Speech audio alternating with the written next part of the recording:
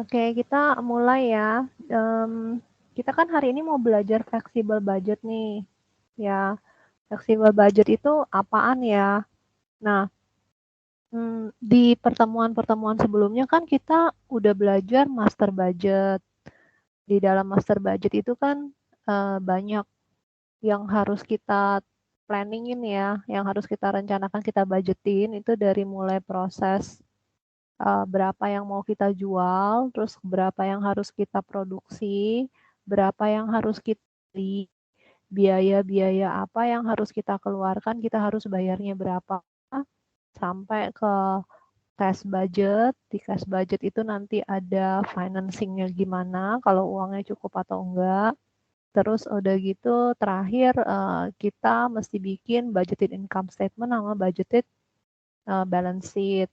Nah, waktu kita planning berapa yang harus dijual dan berapa yang harus diproduksi, di situ akan ada standar quantity sama standar cost. Karena kan misalnya sekarang September 2022. Nah, nanti biasanya udah mau akhir tahun kayak gini biasanya udah preparing budget untuk tahun 2023.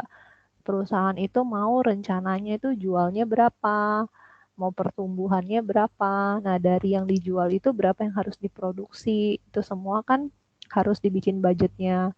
Nah, itu namanya static atau planning budget. Oke. Nah, setelah berjalannya waktu, misalnya nih, setelah dibikin budget tahun 2023, terus di Januari 2023 kan sudah mulai berjalan ya. Nah, waktu saat mulai berjalan, kita bisa tahu kan dari situ, oh, actual yang terjual sekian, terus actual yang diproduksi sekian, pemakaian DM-nya sekian, ya kan? Nah, kita juga tahu juga dari situ nanti ada actual cost-nya setelah berjalannya periode tersebut. Oh, beli DM-nya sekian, jualannya itu harganya jadi sekian, atau bayar labor-nya sekian gitu ya. Itu kan namanya actual. Nah, terus flexible budget itu apa? Flexible budget itu saat kita mau membandingkan static atau planning budget ini dengan actual. Nah, waktu itu kan quantity kita masih pakai budget nih. Misalnya quantity kita mau jual 1000 piece waktu itu. Ternyata actual dari 1000 itu yang dibudgetin, actualnya cuma 900.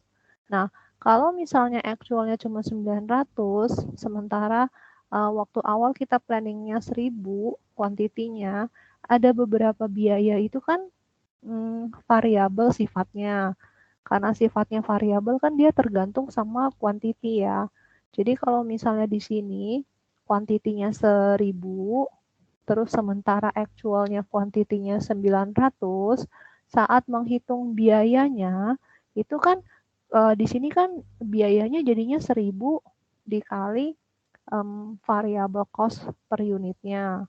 Sedangkan di sini actualnya cuma 900. Pasti kan nanti cost-nya kelihatan lebih murah kan. Di sini dihitung dengan 1000, di sini dihitung dengan 900. Bisa jadi nanti akan kemungkinan besar akan lebih murah yang actual ini.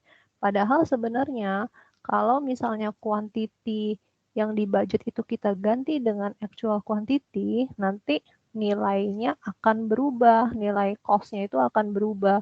Nah, jadi kalau misalnya kita bandingin static atau planning budget ini ke aktual, itu tidak membandingkan apple to apple gitu. Jadi kalau flexible budget itu kita ganti quantity yang tadinya kita budgetin, standar quantity itu kita ganti dengan actual quantity. Tapi cost-nya tetap pakai yang budgeted ya, yang standar cost. Nah, dari sini baru kita bisa bandingin nih favorable atau non-favorable, unfavorable.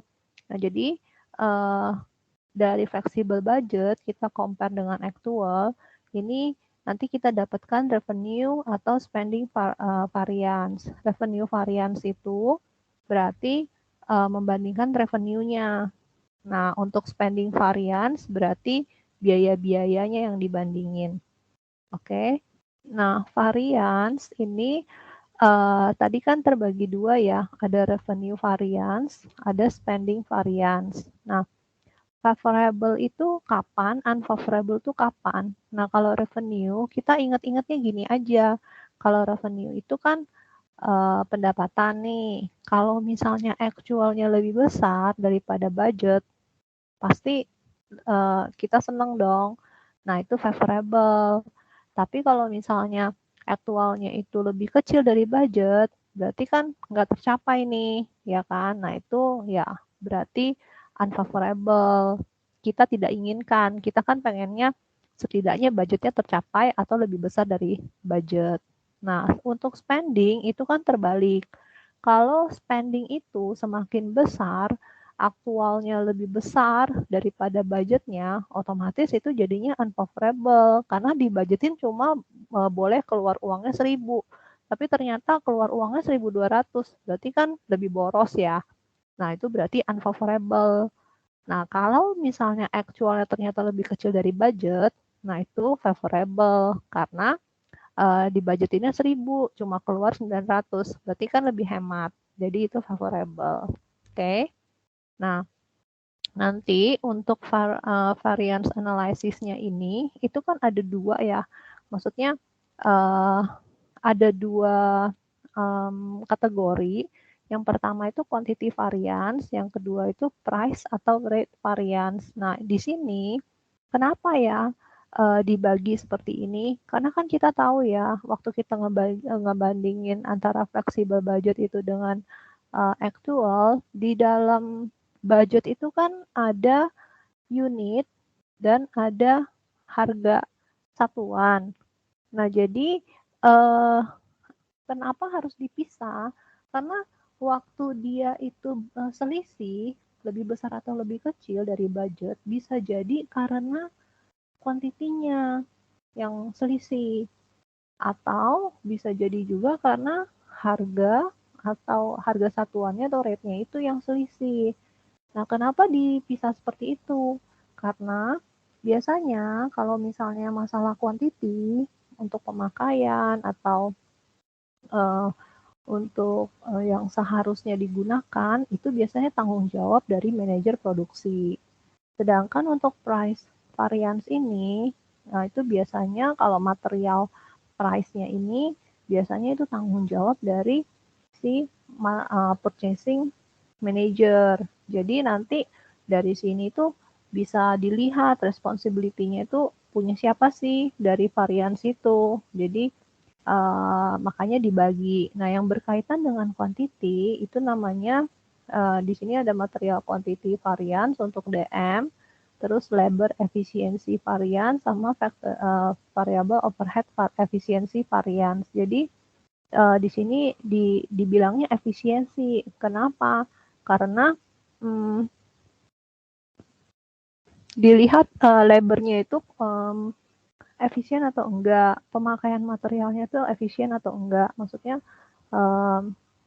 dari sisi misalnya dibudgetin 1 unit barang itu dibutuhkan 4 kilo, tapi ternyata waktu aktualnya berjalan dia cuma pakai 3 kilo. Nah, berarti kan lebih ini ya, lebih efisien ya, karena dengan 3 kilo udah bisa jadi satu barang. Nah, tadinya dibudgetinnya itu 4 kilo baru bisa jadi satu barang. Nah, sedangkan untuk labornya untuk satu produk tersebut tadinya dibudgetin itu perlu waktunya 2 jam. Tapi ternyata aktualnya itu waktunya 2,5 jam. Berarti kan dia tidak efisien ya.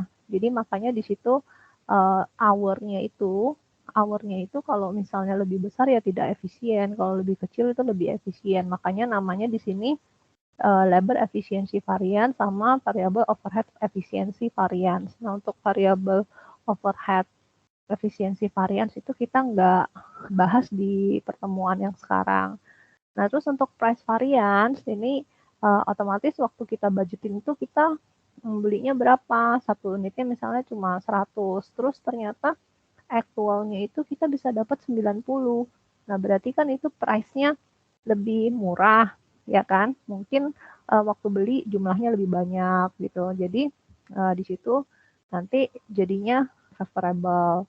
Nah, untuk rate ini berarti apa namanya? Rate untuk labor-nya itu per hour-nya itu apakah aktualnya itu dengan budgetnya itu lebih besar atau lebih kecil gitu. Nah, itu nanti namanya labor rate variance. Jadi variance yang terkait dengan rate dari nilai nilai per jam rupiah dolarnya dari si labor ya. Terus variable overhead juga sama.